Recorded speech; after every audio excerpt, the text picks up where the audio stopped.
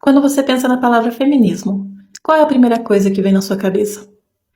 Eu fiz essa pergunta aqui em casa e as respostas me surpreenderam. Sabemos que o machismo também é um mal estrutural.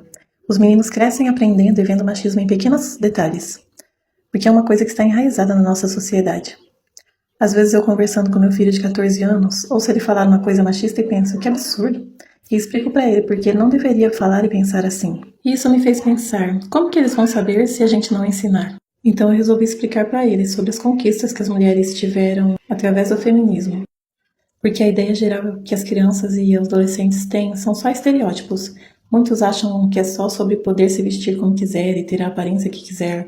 É sobre isso também, mas não é só isso. O mais importante sobre o feminismo é que as mulheres não tinham direitos básicos, e isso há menos de 100 anos.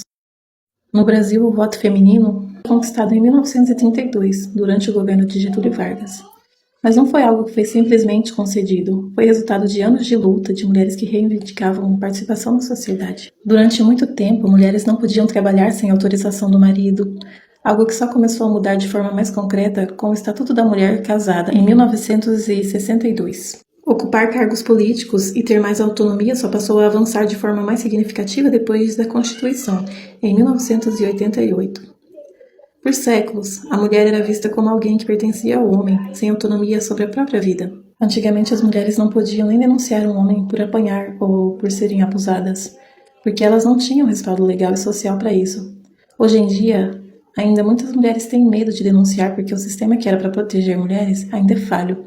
Às vezes o homem é denunciado, é preso, e quando é solto, não tem medo de chegar perto da mulher mesmo com medida protetiva, porque sabe que muitas vezes vai se safar. A Lei Maria da Penha foi criada em 2006 para combater a violência doméstica.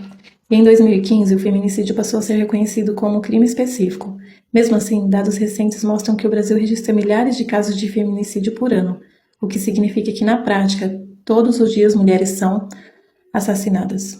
E é contra essas coisas que o feminismo luta. Questão de aparência estereotipada é só escolha estética, não é a aparência das mulheres que define o feminismo. Hoje em dia, o feminismo acabou sendo muito atrelado à política, como se fosse uma escolha de lado, como ser feminista fosse automaticamente ser de um partido e não ser feminista fosse ser de outro. Eu não estou escolhendo o lado político, porque isso enfraquece e empobrece a luta pelos direitos das mulheres, que deveria ser uma pauta de toda a sociedade, não de um grupo específico.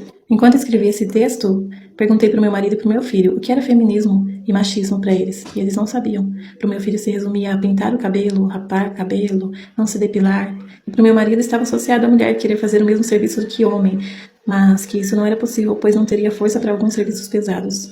Então eu expliquei para eles que não é sobre isso. A ideia está enraizada na sociedade. Até muitas mulheres têm esse pensamento, porque foi ensinado assim por gerações. Expliquei também sobre o feminicídio, que quase todos os dias mulheres são assassinadas. Meu filho ainda disse, se você postar esse vídeo, vão te chamar de militante. E eu disse que se serviu para uma mãe aprender, para poder ensinar para o seu filho, já valeu. Faça um teste agora, você que é mulher. Pergunte para o seu marido e para o seu filho ou filha o que é feminismo. Comenta aqui se alguém sabia ou se só tinha uma ideia estereotipada.